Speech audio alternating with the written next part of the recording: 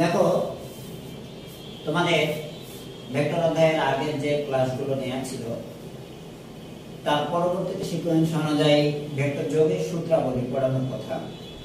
আমরা ভেক্টর যোগের সূত্রাবলী পড়ব, সাধারণ সূত্র, ত্রিভুজ সূত্র, বহুভুজ সূত্র, সামান্তরিক সূত্র। আর পূর্ববর্তী লেকচারগুলোতে যা ছিল ভেক্টর কি, কেন, ভেক্টর এবং স্কেলারের মধ্যে পার্থক্য, মানে কেন ভেক্টর হবে কেন স্কেলার হবে এই বিষয়টা কিন্তু একদম ডিটেইলস বলেছিলাম।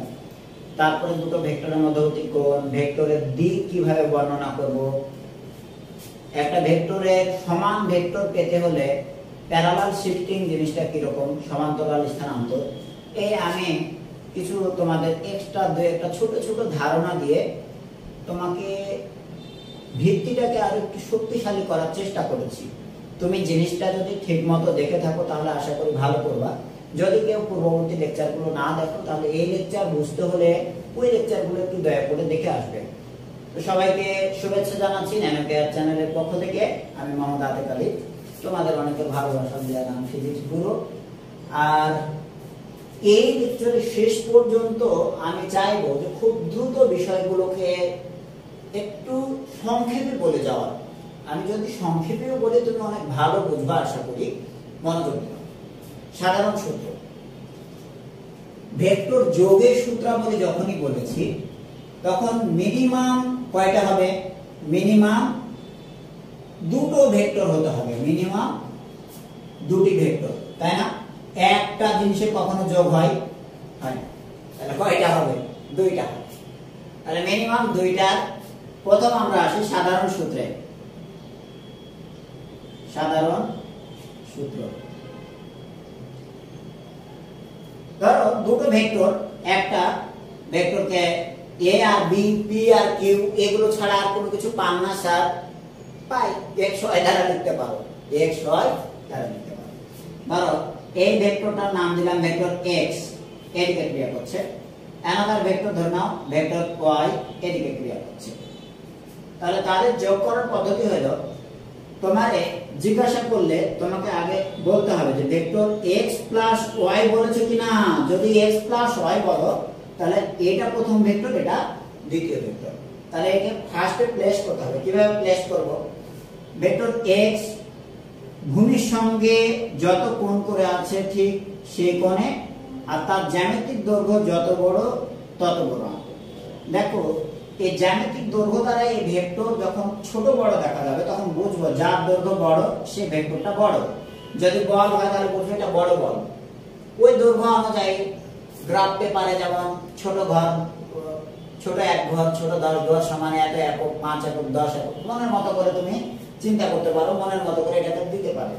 তবে এখানে বুঝবো যার দৈর্ঘ্য বড় সেটা বড় ভেক্টর। হ্যাঁ, বেগ হোক, বল হোক আর ত্বরণ হোক, does not matter. x plus y, তাহলে ভেক্টর x ভূমির সঙ্গে যে কোণ করেছিল আর যত বড় দৈর্ঘ্য ছিল সেটা আঁকলাম, তাহলে এটাকে বলবো ভেক্টর x। ভেক্টর x এর দেখো এটা হচ্ছে ইনিশিয়াল পয়েন্ট, এটা ফাইনাল পয়েন্ট। তীর চিহ্ন যেদিকে যায় সেটা হচ্ছে তার ডিরেকশন, তাই না?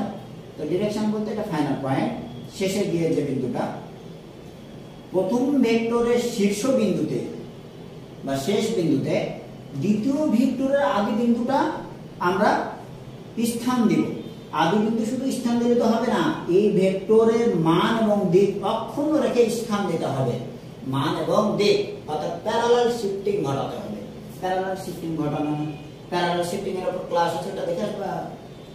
তাহলে এটা ঠিক দেখো যে এটা ভূমির দিকে এই বরাবর লম্ব না হয়ে আর একটু কাত হয়ে ক্রিয়া করছে, তাহলে এত বড় নিলাম। হ্যাঁ, এত বড়, এটা ধরলাম সেই y। তাহলে এটা ভেক্টর x আর এটা ভেক্টর y। এই প্রথম ভেক্টরের শীর্ষ বিন্দুতে দ্বিতীয় ভেক্টরের আদি বিন্দু যোগ করলাম।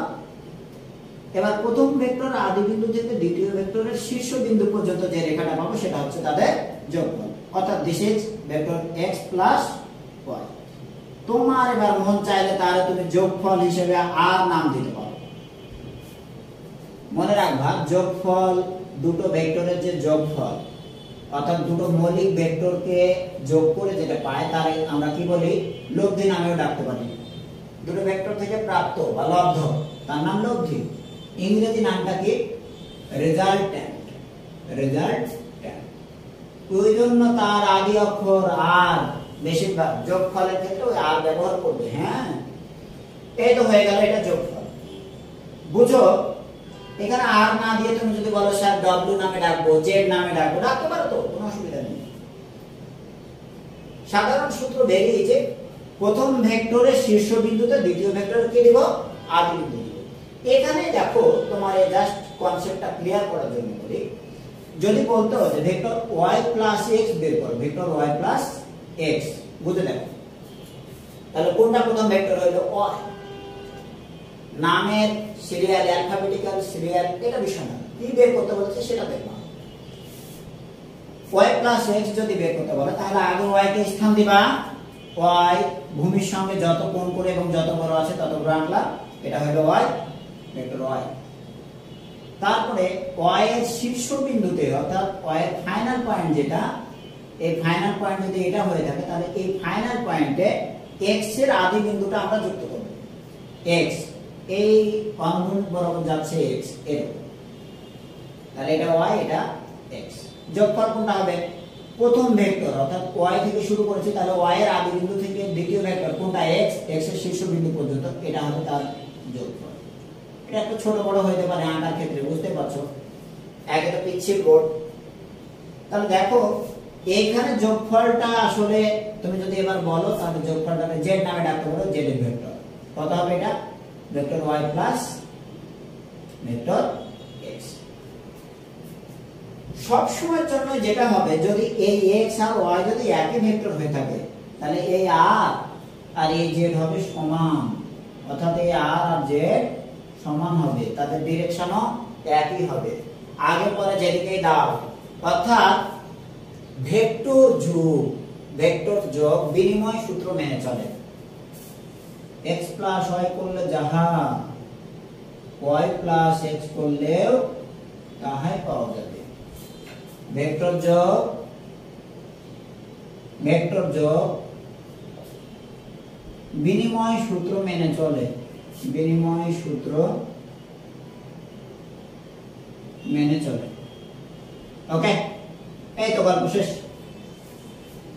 দেখো এবার তাহলে যদি একটু আকার মানে ভিন্নতা কারণ না, এটা যে ডিরেকশনে যত বড় এটাও ঠিক সেই ডিরেকশনে এবং তত বড় হবে, অর্থাৎ এটা এবং এটা সেম রেজাল্ট দেবে। ভেক্টর যোগের সাধারণ সূত্র শিখলাম, তোমাদের শুধু একটা জিনিস মনে করিয়ে দিই যে দুটো ভেক্টরকে যোগ করেছিলাম এবং তৃতীয় আরেকটা বাহু পেয়েছিলাম, তাদের যোগফল হিসেবে এই তিনটা বাহু মিলিয়ে কিন্তু একটা ত্রিভুজ গঠন হয়েছে, এটা ত্রিভুজ গঠন হয়েছে, এটা খেয়াল রাখতে হবে। এবং এখানে তোমার জানা একটা ভেক্টর দিয়ে হিসাব নিকাশ করলে খুব সুবিধা হয়। জানা ভেক্টরটা কি রকম, ধরে নাও কোন একজন ব্যক্তির ক্ষেত্রে তুমি যদি বলো যে প্রথম এদিকে স্যার হচ্ছে 4 মিটার একজন ব্যক্তি আসলো, 4 মিটার একটা ব্যক্তি আসলো, তারপরে সে কিছুক্ষণ থেমে আবার এখানে 4 মিটার গেল। তারপর যদি সরণের কথা বলো তাহলে সরণ কি 4 যোগ 4 না, সরণ ভেক্টর রাশি। ভেক্টর রাশি হলে তখন কত হবে, এই শুরুর যাত্রা বিন্দু থেকে এই মুহূর্তে উনি যেখানে দাঁড়িয়ে রয়েছেন এই দুই বিন্দু সরাসরি যোগফল, তাহলে এই সরাসরি যোগফলটা হবে তাদের লব্ধি। যেমন এই সরণ জানা ভেক্টর দিয়ে আমরা হিসাব নিকাশ করব। সাধারণ সূত্রের পরে আসো, তোমরা কি ভাবছো যে প্রথমটা সাধারণ সূত্র বাকি সবগুলো অসাধারণ সূত্র? বাকি সবগুলো সাধারণ সূত্র, বুঝছো? ত্রিভুজ সূত্র মোটামুটি সাধারণ সূত্রের অনুরূপ। প্রথমে বলে দিলাম 2 এ আসে তাহলে কি ত্রিভুজ সূত্র, triangle law of vector addition, ত্রিভুজ সূত্র, triangle law of vector addition. দেখো এই ত্রিভুজে যেটা বলা হবে ত্রিভুজ সূত্রে, এরকম একটা ত্রিভুজ আঁকলাম, ধরো এটা বিন্দু দিলাম ও, এটা দিলাম এ, এটা দিলাম বি, এইখানে ভেক্টরটা দিলাম ধরো পি ভেক্টর, এই ভেক্টরটার নাম দিলাম কিউ ভেক্টর, এরকম এই বাহুটা থাকা রাখলাম। আর একটা ত্রিভুজ আঁকলাম ধরো এই টাইপের, আচ্ছা সমকোণী টাইপের একটা ত্রিভুজ দিলাম, সমকোণী টাইপের একটা ত্রিভুজ দিলাম, ডান দিকে আঁকলে বেশি সুবিধা না, এই টাইপের। এটা সে নাম দিলাম ও, এটা এ, এটা হচ্ছে বি। কেমন? এইদিকে গেল, তারপরে এইদিকে গেল, তারপরে এটা ফাঁকা। মন চাইলে আর একটা ত্রিভুজ এঁকে রাখো, মনের মতো করে এঁকে রাখো।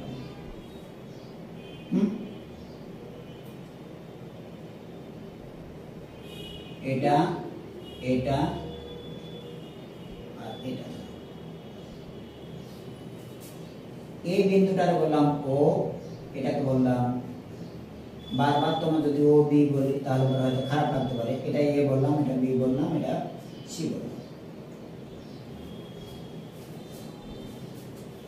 তো অনেক কাহিনী করেছি, এবার মূল কথায় আসি। তোমরা হয়তো ভাবছো যে স্যার নাচ শুরু করবে কখন, শুরু তো এঁকে যাচ্ছেন, নাচ শুরু হবে। দেখো একটা ত্রিভুজ ও এ বি, একটা ত্রিভুজ, এই ত্রিভুজের দুটি বাহু, এবং শুধু বাহু হলে হবে না, তার সন্নিহিত বাহু হতে হবে। সামহাও একটা ত্রিভুজের সবগুলো বাহু পরস্পর সন্নিহিত। তুমি যদি বলো এই বাহুর সঙ্গে এই বাহু সন্নিহিত, মানে সংযুক্ত, এ বাহু সংযুক্ত না, এ বাহু সংযুক্ত। ত্রিভুজের ক্ষেত্রে এটা একটা মজার ব্যাপার যে সন্নিহিত বাহু ছাড়া বাহু পাওয়া যায় না, সন্নিহিত বাহু ছাড়া বাহু পাওয়া যায় না। খেয়াল করেছো? দেখো কোন একটি ত্রিভুজের সন্নিহিত দুটি বাহু বা পরস্পর সংযুক্ত দুটি বাহু যদি একই দিকে দুটি ভেক্টর রাশিকে প্রকাশ করে, একই দিকে দুটি ভেক্টর রাশিকে প্রকাশ করে ত্রিভুজ সূত্রে, তাহলে মূল কথা কোন একটি ত্রিভুজের, কোন ত্রিভুজের সন্নিহিত দুটি বাহু,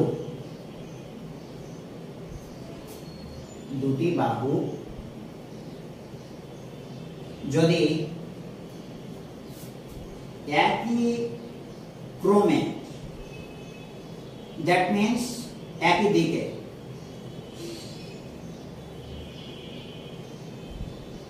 দুটি ভেক্টর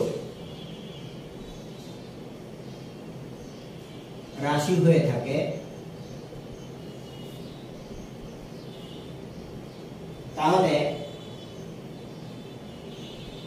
তৃতীয় বাহুটি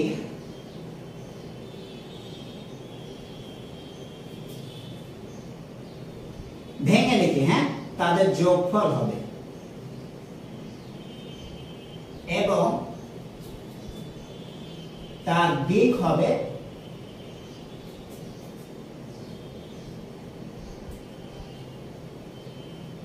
প্রথমোক্ত ভেক্টর দ্বয়ের বিপরীত দিকে।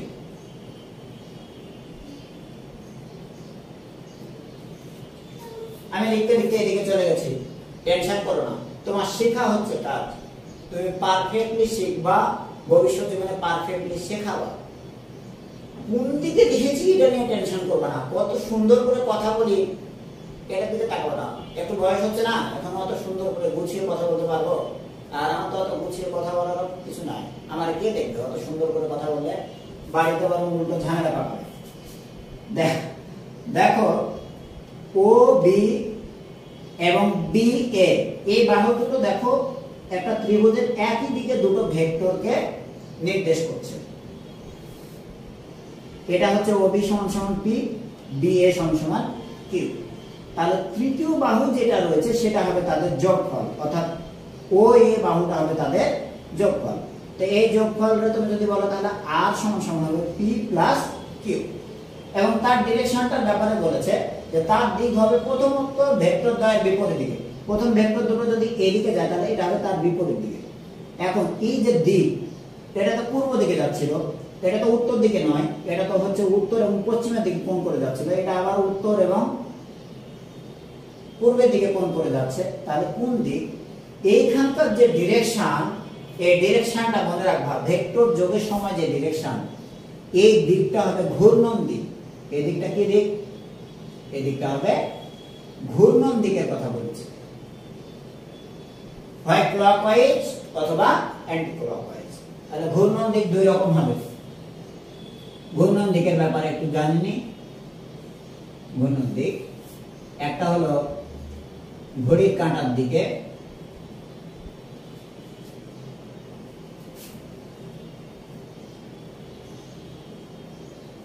ক্লকওয়াইজ ঘড়ির কাঁটার বিপরীতে অ্যান্টি ক্লকওয়াইজ, ঠিক আছে, অ্যান্টি ক্লকওয়াইজ।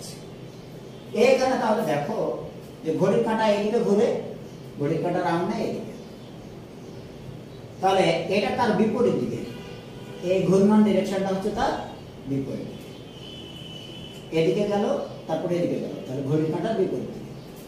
আর এটা তাহলে হবে ঘড়ির কাঁটার দিকে, অর্থাৎ এদিকে। এবার তোমার যদি এটা ঘড়ির কাঁটার দিকে সোজা একটা রেখা দ্বারা, তো তুমি দিকে আর বিপরীত দিকে বুঝতে পারছো না।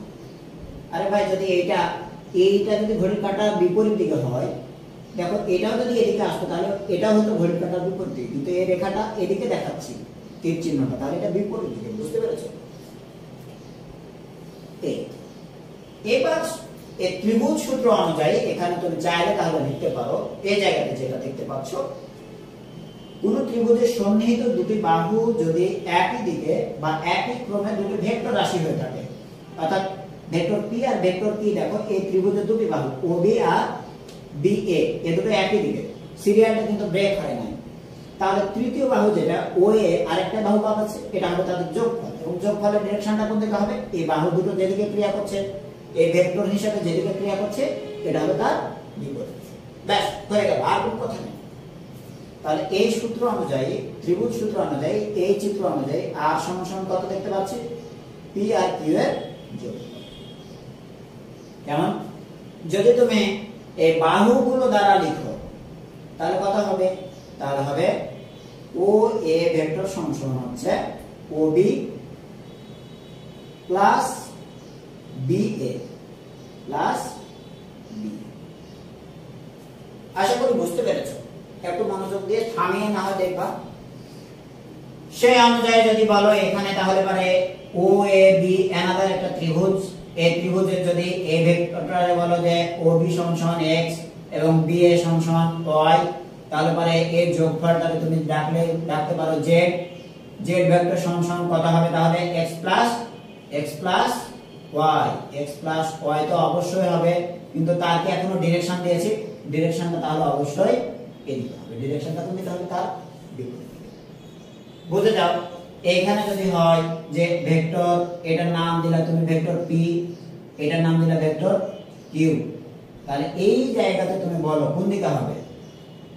পি আর কিউ এর যোগফলটা হবে এই এসি বাহুটুকু, এবং তার ডিরেকশনটা হবে তার বিপরীত দিকে। এটা তাহলে তুমি যদি আর নামে ডাকো, তাহলে এই আর সমান হবে ভেক্টর পি প্লাস কিউ। দেখো এখানে যখন এই ভেক্টরটা এদিকে আসার পরে আবার ওই ভেক্টরের দিকেই চেপে চলে যাচ্ছে, তখন এখানে গেলে দেখো ভেক্টর যোগটা ছোট হয়েছে। বড় বড় দুটো ভেক্টরের যোগফল কত হয়েছে? বড় বড় দুটো ভেক্টর রাশির যোগফলটা হয়েছে তুলনামূলক ছোট। এর কারণটা কি? এর কারণটা হচ্ছে যে এই দিকে মুভ করার পরে আবার তার বিপরীত দিকে যদি একটা বস্তু সরণই চিন্তা করো, বলের ক্ষেত্রেও তাই হবে, সরণের ক্ষেত্রেও তাই হবে। ধরো এই দিক বরাবর কেউ একজন একটা জায়গাতে ধাক্কা দিচ্ছে, এই জায়গাতে, আবার এই দিক বরাবর কি আর একটা বলে ধাক্কা দিচ্ছে, তাহলে দেখো এটা কিন্তু তার বিপরীত দিকে, বলটা তার বিপরীত দিকে, তাহলে বলটা ছোট হয়ে যাবে। তখন রেজাল্টটা কত হবে?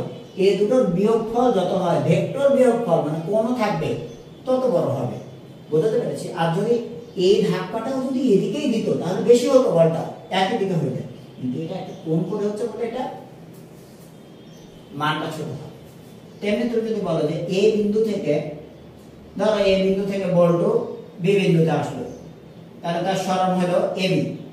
আবার বি বিন্দু থেকে ধরে নাও সে একটু চা পান খেয়ে সে বিন্দু দিকে গেল। আমি যখন ভিডিওটা শুট করছি তখন রমজান মাসের দুপুর বেলা, বুঝতে পারছো ভিডিও শুট করা একটু কষ্ট আছে, তো শুক্রিয়া, তারপরে ভালো লাগে। এবার দেখো যে তারপরে রমজান মাসে হয়তো চা পান এগুলো কোনো কিছু খায় না, বিশ্রাম নিয়ে আবার বি থেকে সিতে গেল, তার টোটাল সরণ কত? এবি প্লাস বিসি হলো তার অতিক্রান্ত দূরত্ব। কিন্তু সরণ যদি বলো তাহলে ফার্স্ট যাত্রা বিন্দু থেকে এই মুহূর্তে যেখানে রয়েছে সি বিন্দুতে তার সরল রৈখিক শর্টেস্ট যে দৈর্ঘ্য সেটা, সরল রৈখিক যে দূরত্ব সেটা। তাহলে বুঝতে পেরেছো নিশ্চয় যে এখানে এই আরটা কেন ছোট, আসলে সেটা আবার যে দিক থেকে এসেছিল মোটামুটি ওই ডিরেকশনের দিকে ঘুরে চলে যাচ্ছে, এজন্য দৈর্ঘ্যটা ছোট হচ্ছে। এই অনুযায়ী তাহলে আর সমান কত? Vector P plus Q. দেখো এই ভেক্টর দুটো ক্রিয়া করছে এই দিকে, তাহলে যোগফলটা হচ্ছে তার বিপরীত। এই ভেক্টর দুটো ক্রিয়া করছে এই দিকে, তাহলে যোগফলটা হচ্ছে তার বিপরীত। এই একদম বৃত্ত বৃত্ত গোল গোল সবকিছু হয়ে গেছে। Special problem, special and very very special problem, VVS, VVS, VVSP, very very special problem. কি এটা একটা ত্রিভুজ দিলাম,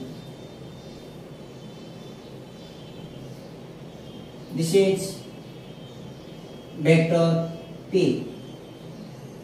এটা দাও ও, এটা এ, এটা বি দিলাম। ভেক্টর p, এই বাহুটা ভেক্টর p আর এই বাহুটা হচ্ছে ভেক্টর q, আর এইখানে তোমার দিল r। রেজাল্ট r সমান জিজ্ঞাসা করলো কত হবে? রেজাল্ট r সমান কত হবে? r সমান কত হবে বলো বলো। তোমরা একটু থামিয়ে অ্যানসারটা করো। ওই অ্যানসারটা আমি যেটা করে দেব তার সঙ্গে মিলে কিনা দেখবা, তাহলে কিছুটা হলে তুমি শিখেছো বলে ধরে নেব। হ্যাঁ, এইটুকু দেখে ভিডিওটা থামিয়ে রেজাল্টটা লিখে, হ্যাঁ তুমি যদি ইউটিউব চ্যানেল দেখো, তুমি যদি ফেসবুক গ্রুপে দেখো, যেখানে দেখবা রেজাল্টটা লিখে তারপরে তখন বাকিটুকু দেখবা, তাহলে বুঝবো তুমি কিছু একটু শিখেছো। হ্যাঁ, শুধু পড়ার উপর ভরসা করবে তা তো হইতে পারে না। টিচারের উপর ভরসা করতে করতে একসময় আমাদের কি হয়, পটেনশিয়ালটা নষ্ট হতে থাকে, ক্ষয় হতে থাকে। টিচার তোমাকে অবশ্যই হেল্প করবে তুমি যেটা পারো না সেখানে, তাহলে তোমার সমৃদ্ধিটা বাড়বে, তোমার ঘাটতিটা পূরণ হবে। আর তুমি সব ক্ষেত্রে টিচারের উপর যদি ভরসা শুরু করো, তাহলে তোমার কিন্তু যে পটেনশিয়াল আছে, ক্যালিবার আছে, এটা ধীরে ধীরে নেমে যাবে, ক্ষয় হবে, তোমার ক্যাপাসিটি পাওয়ারটা লুজ হবে।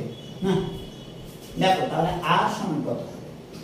স্যার আমি চাই রেজাল্ট আর, রেজাল্ট আর সমান আমারে তাহলে এইটা যে ডিরেকশনে যাচ্ছে, এটা এই ডিরেকশনে যোগফলটা, তাহলে বাকি দুটো ভেক্টরকে কি ডিরেকশনে হতে হবে? এই, এটা যদি ঘড়ির কাঁটার বিপরীত হয়ে থাকে তাহলে বাকি দুটো ভেক্টরকে হতে হবে ঘড়ির কাঁটার দিকে।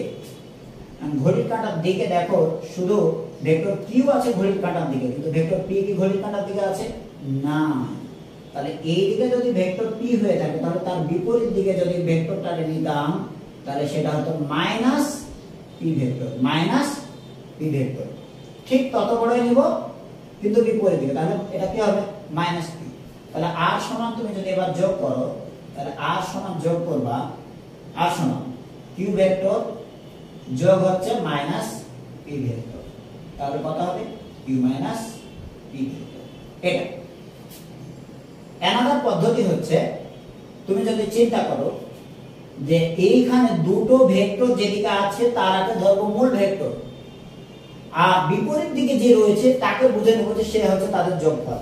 তাহলে দেখো আর আর পি একদিকে আছে, আর কিউ তার বিপরীত দিকে, আর আর পি একদিকে, আর কিউ তার বিপরীত দিকে মুখ করে আছে।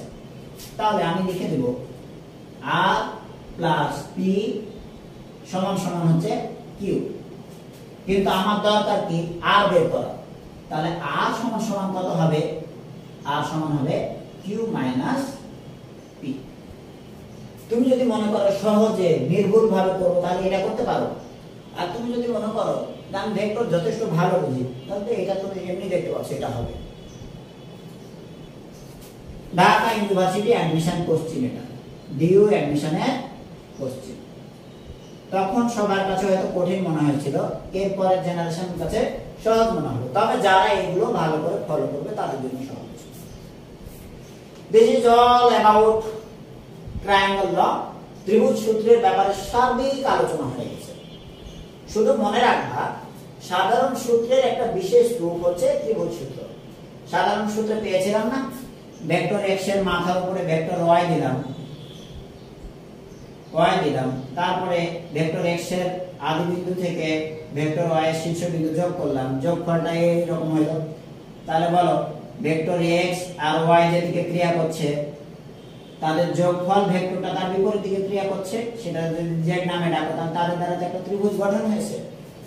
ওইখানে আলাদা আলাদা দুটো ভেক্টরকে নিয়ে একটা ত্রিভুজ বানিয়ে ফেলেছিলাম যোগ করতে গিয়ে।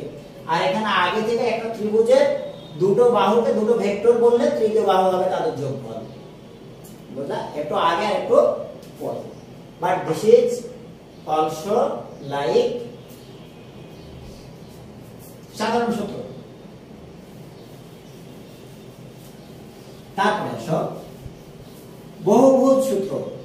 এই একটা ভুজ, দুইটা ভুজ, তিনটা ভুজ, চারটা ভুজ। ভুজ মানে কি? বাহু।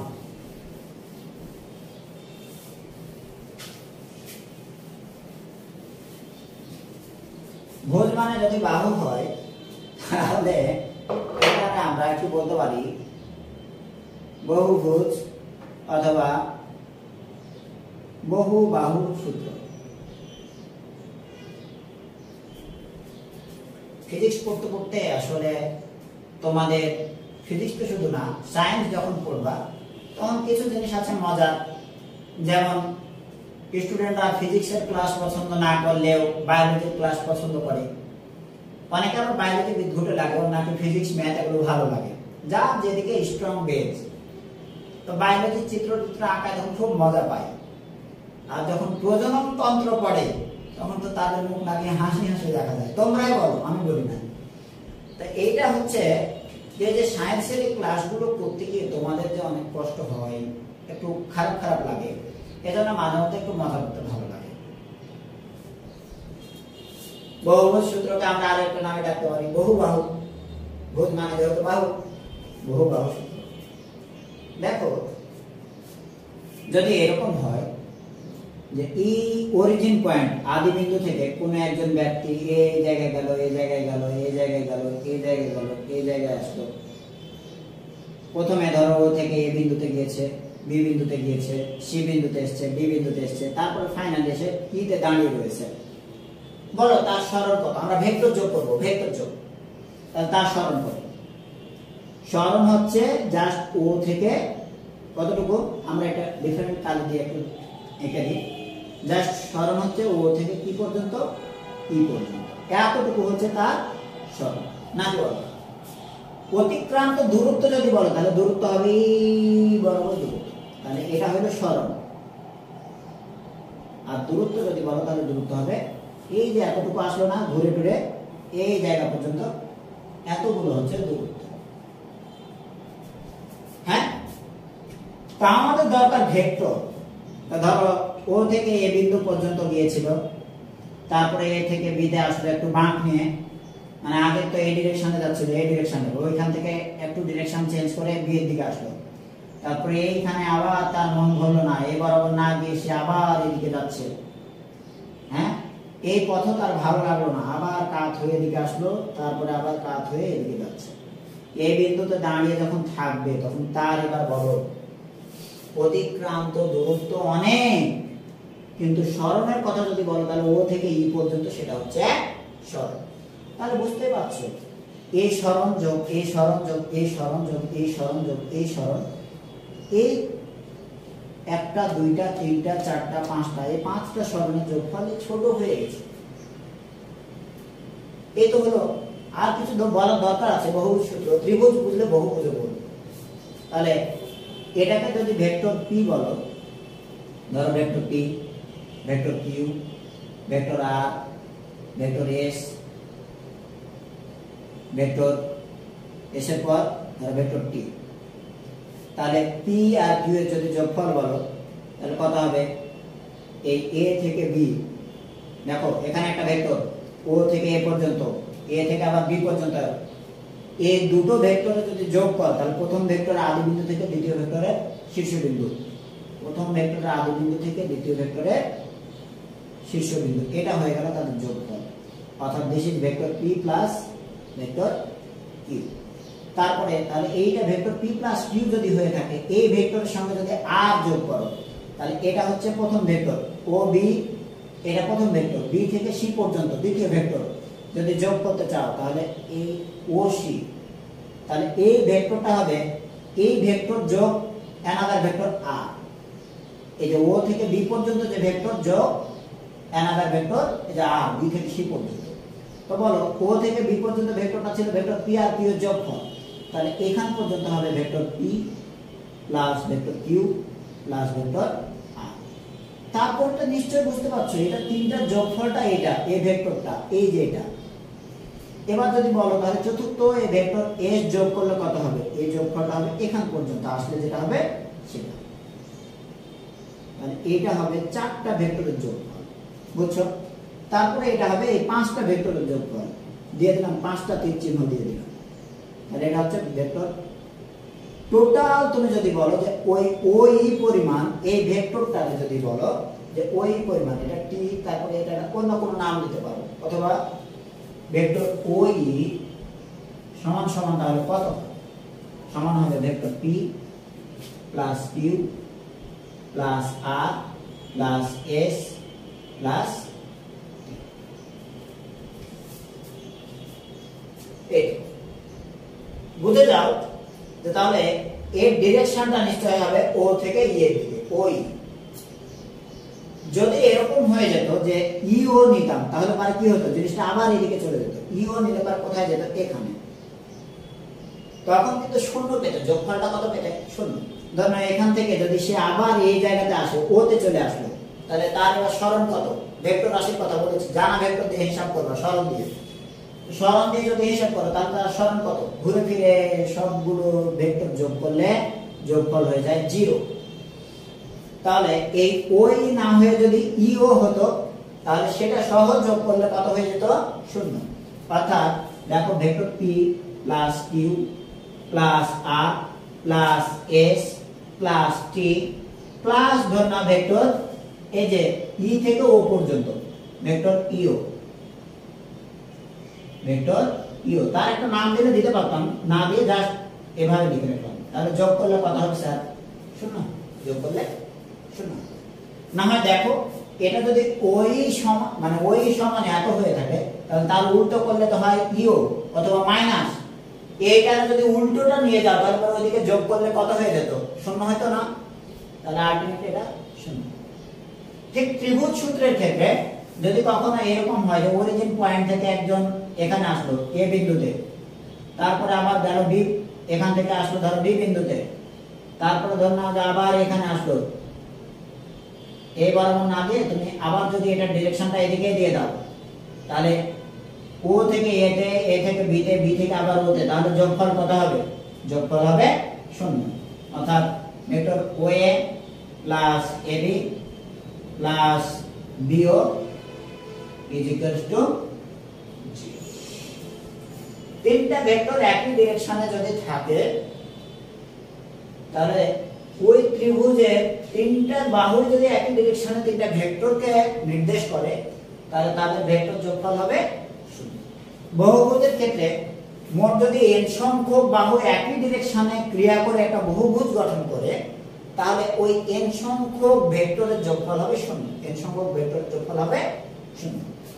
আর যোগের নিয়মটা হলো মোট n সংখ্যক বাহুলে n-1 সংখ্যক যেদিকে হবে, n তম বাহুটা তার বিপরীত দিকে হবে। তাহলে বহুভুজ সূত্রের ক্ষেত্রে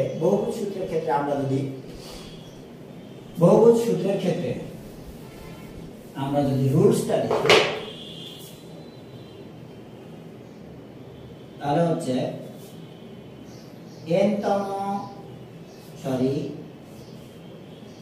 n সংখ্যক বাহু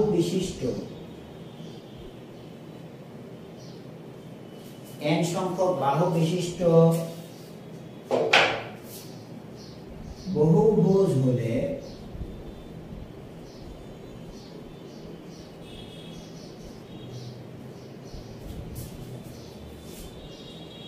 n-1 মানে তার থেকে একটা সংখ্যক কম বাহুর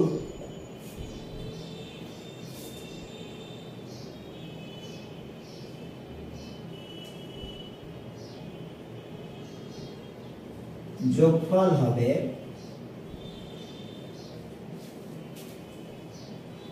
n তম বাহুটি। এটা হলো শুধুমাত্র বাহু হিসেবে যে বললাম তাহলে তো হবে না, ভেক্টর আকারে বলতে হবে। তাহলে n-1 সংখ্যক বাহুগুলো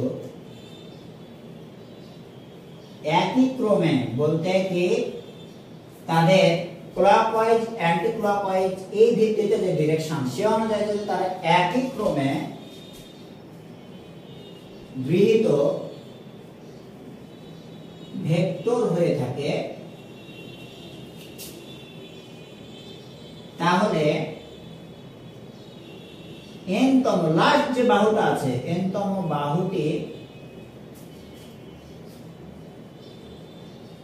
বিপরীত দিকে গৃহীত অথবা বিপরীত দিকে ক্রিয়াশীল